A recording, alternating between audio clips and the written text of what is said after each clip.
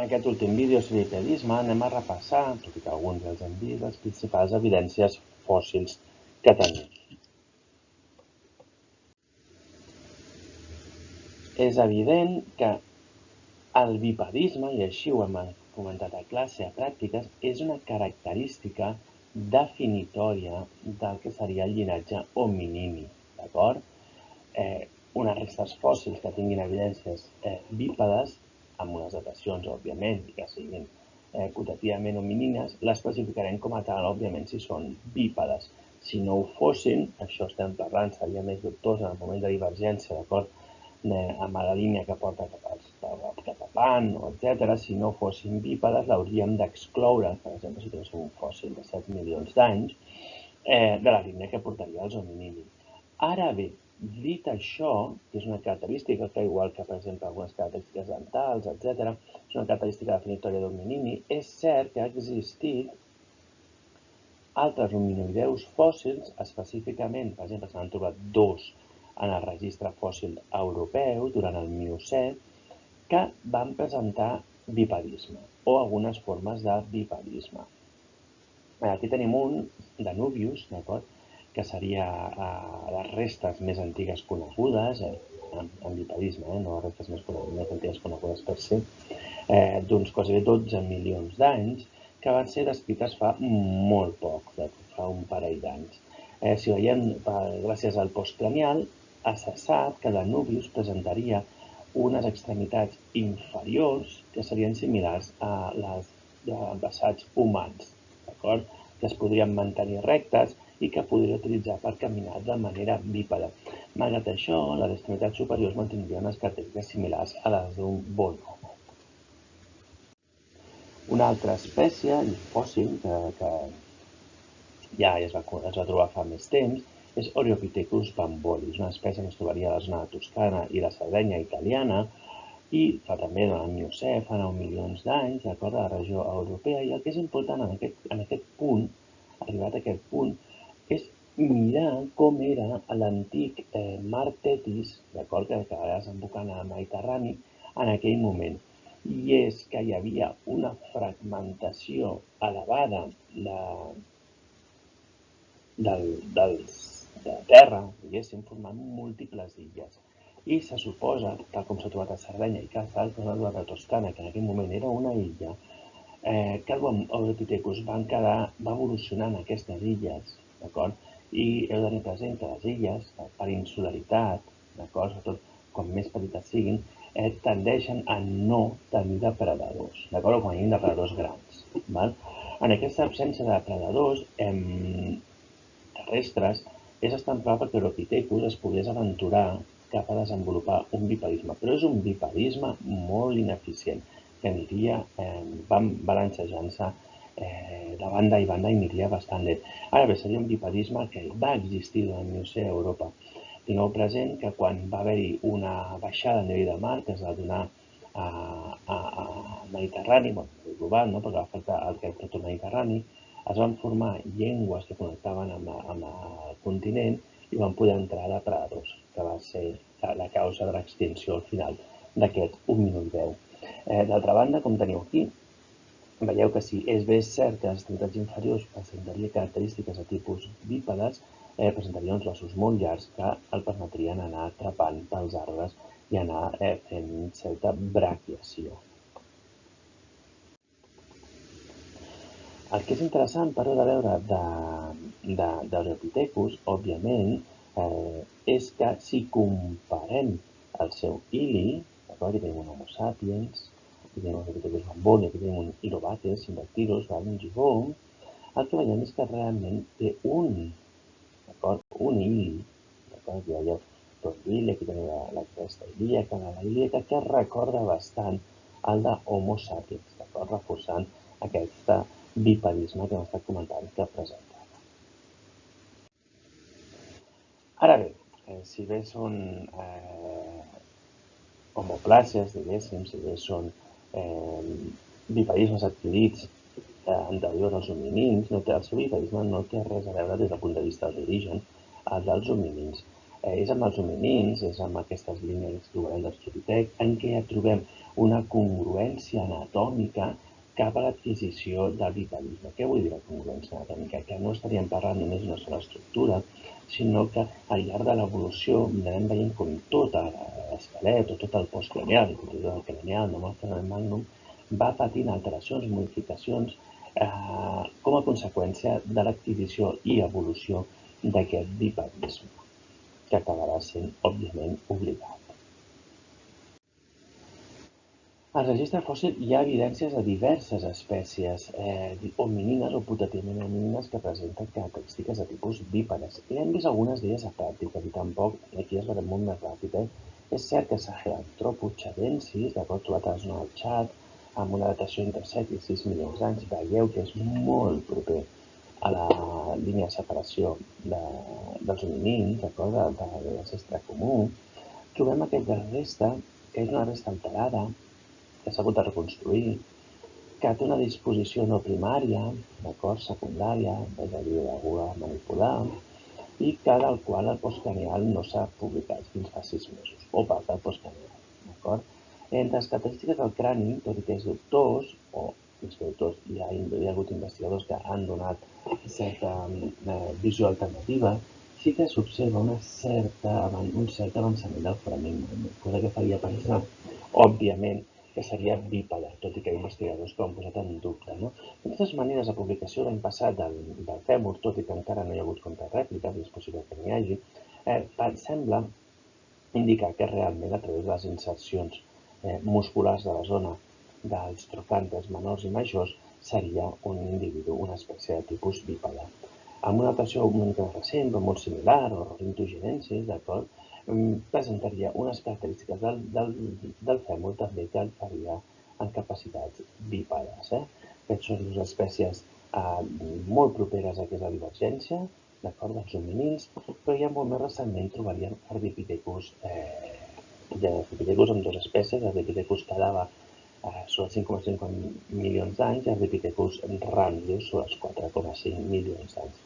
Aquestes espècies, sobretot Ardipithecus ramidus, amb una recuperació d'un postcranial en molt bon estat de preservació, que ho podeu veure, indicaria, i hem analitzat bastant detall la pelvis a pràctiques, indicaria una pelvis bípeda, ja en aquest sentit, tot i que presentaríem encara en les extremitats superiors i un peu amb capacitats prènsils molt importants i amb unes capacitats d'atrapadores arborícoles molt evidents a nivell de les mans i de les extremitats superiors. Posteriorment, ja dintre del que seria el gènere Australopithecus, Australopithecus anamensis, situat entre els 4,2 i 3,9 milions d'anys, una espècie avantpassada, se suposa, ancestre de l'Australopithecus afarensis, amb una línia que es considera una genètica, seria una cronoespècie segurament, perquè no s'han vist processos de cladogènesi entre aquestes dues espècies, entre anamensis i afarensis, s'han recuperat parts del postcranial i trobem l'espècimen KP del jaciment de Canapó i l'espècimen 29.285, que representen la zona del genoll amb, òbviament, la plataforma tibial i els còndils del fèmur distals. En aquest sentit, veiem, s'intueix ja l'angle valgus, aquesta inclinació, on seria un genoll esquerre, en aquest sentit, i com entre les dues epífisis distals del fèmur veiem una més gran i una més petita, similar al que havíem comentat en vídeos anteriors, la disposició típica dels bípedes.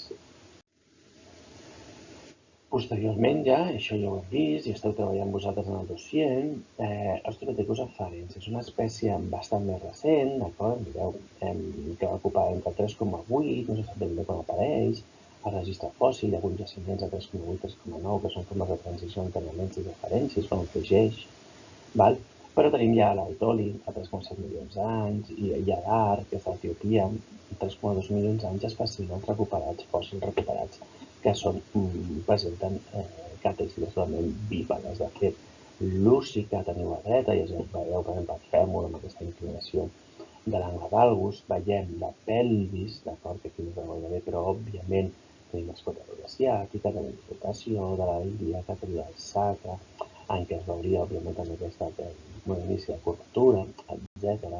veiem unes característiques fixades ja bastant ben assentades en aquest servei. No vull especificar massa perquè hem vist a pràctiques, recordeu i situeu aquí el que hem vist a pràctiques del jaciment de l'Aetoli, en què tenim aquestes petjades, mireu aquesta reconstrucció que tenim aquí baix, és una reconstrucció clàssica dels anys 70, ho hem treballat molt profundament a pràctiques, de manera que no m'extendré, i aquí tenim les petjades de l'Aetoli, amb aquesta petjada més o menys moderna, un transecte, aquí tenim l'altre transecte petit, el transecte gran, doncs aquí ja no hi ha dos individus, veieu aquí hi ha més fauna, en què tenim un hàlux bastant paral·lel a l'eix del peu, i tindríem evidències d'incidents, com a mínim, però sí que evidències d'aquest arc, el doble arc plantar. Aquí tenim imatges més recents, en què realment aquestes són imatges molt més recents, aquesta d'aquí a esquerra, que teniu vosaltres a pràctiques, però ja es veu, per exemple, aquí, en el peu esquerre, es veu l'hàlux molt ben marcat aquí, d'acord, peu dret, l'hàlux molt ben marcat, i s'intuiria, per exemple, aquí, s'intueix aquest doble arc plantar amb aquest taló tan robust, tan llarg, tan corbat, d'acord, com marquem amb el taló l'entrada doble plantar i sortim amb el dit gros de la petjada. Aquí us torno a veure molt bé, està aquest hàlux, que l'assembla molt més a el que seria un humà modern que no pas el que seria un ximpanzé. De totes maneres, tingueu present que tenim petjades que l'Aetoli és excepcional, però que n'hi ha més, totes molt més recents. Per exemple, les més antigues després de l'Aetoli són Hileret, associades a Homo erectus, també a la regió de l'est d'Àfrica, però després teníem el Tefesor, humans moderns, etc. Per exemple, totes les que podem tenir als Estats Units han de ser humans moderns, per això saludaria humana, òbviament, perquè la colonització es dona a partir de fa 30-40.000 anys. De totes maneres, ja hem comentat la presència d'aquestes petjades de l'Aetoli, aquest biparisme en Australopithecus afarensis. És cert que amb unes datacions molt similars, i Etiòpia, és a dir, al nord de la distribució d'Australopithecus afarensis, recordeu que Australopithecus afarensis de Biomana es situava amb restes d'Etiòpia per una banda i l'altra a Tanzània, molt poques sense evidències a Kènia, i que inicialment, quan es van descobrir als 70, 80, va haver un cert debat sobre si les formes més grans, que són les formes que trobaríem a Dar, a Etiòpia, seria una espècie diferent o seria la mateixa espècie que les de l'Aetoli. Al final es va arribar a una forma de compromís, que es van trobar noves restes, i que es va acceptar un grau de dimorfisme elevat en aquesta espècie. En tot cas, veiem que s'han trobat a Burtele, un jaciment d'Etiòpia, d'acord, al nord, veieu que està bastant lluny de l'Aetoli, restes fòssils d'un peu. El que seria un peu, com veieu aquí, seria un peu dret, veieu l'hàlux ben marcat aquí, i el que veiem és que presenta una divergència, un angle d'abducció bastant elevat, o si més no, bastant més elevat que el que tindríem present a l'Aetoli, que recorda més al d'Ardipithecus. Això és important perquè, òbviament, estem en una datació molt similar, que més recent, però que les de l'Aetoli, amb Australopithecus afarensis, de manera que, si acceptem que no són la mateixa espècie, que aquesta resta de Burtele seria alguna altra forma o alguna altra espècie, hi hauria l'existència d'un altre homínin que es movia fàcilment en capacitats arborícoles pels arbres. Tot i que podria caminar, òbviament, bipadament quan arribava al terra, quan caminava pel terra. No és res d'estranyar perquè hi ha humans actuals, òbviament, que tot i tenir un peu bípede, tenen dintre del seu rang de locomoció, de distribució, tenen capacitat de climbing o tenen activitats de pujar als arbres bastant a dit. En tot cas, les restes de Burtele, que estan a prop d'aquí a veure, a pocs quilòmetres de Dar, que us deia al principi, aquestes formes més grans que havíem vist als anys 70-80, avui en dia és una zona arborícola, desèrtica, és una zona del Triangle de Far molt seca, ja us ho dic jo, amb una calor molt important, però durant el Pliocè es dona, aquesta datació de 3,4 milions d'anys, cap a 3,5 milions d'anys es dona un òptim climàtic, és a dir, hi ha una època bona climàticament amb una progressió, amb una expansió dels boscos. Recordeu que sempre hem estat dient a pràctica de teoria que estem en un moment d'un canvi climàtic direccionat cap a més obertura, que comença a finals del Miocè, no? I que el Pliocè va avançar i el Pleistocè encara s'exagera. Però hi ha moments de recuperació climàtica i durant un cert temps doncs les condicions més humides i més verdes i més boscoses es recuperen. I aquí coincideix en aquest moment, les restes de Portela coincideixen realment en un moment d'òptim climàtic, d'acord? Amb una expansió de la vegetació tropical. Nosaltres tenim sediments, tenim evidències paleoecològiques de Portela i seria una zona de tipus més boscosa en aquest sentit. De manera que l'existència de dues formes o dues anatomies diferents del peu amb datacions similars i amb dues formes d'Australopithecus, dic dues formes, podrien ser dues espècies o podria ser cert mosaicisme o certa variabilitat, ens el que estaria indicant, si més no, és que hi hauria dues formes ocupant nínxols ecològics diferents. És possible que l'homínin de Portela, les formes de Portela, els morfotips de Portela, estiguessin a la perifèria de la selva tropical i explotarien recursos d'arbres i matolls, mentre que l'Australopithecus afarensis clàssic estaria fora de la selva en zones més obertes i podria caminar d'acord amb un peu bípede de manera molt més eficient.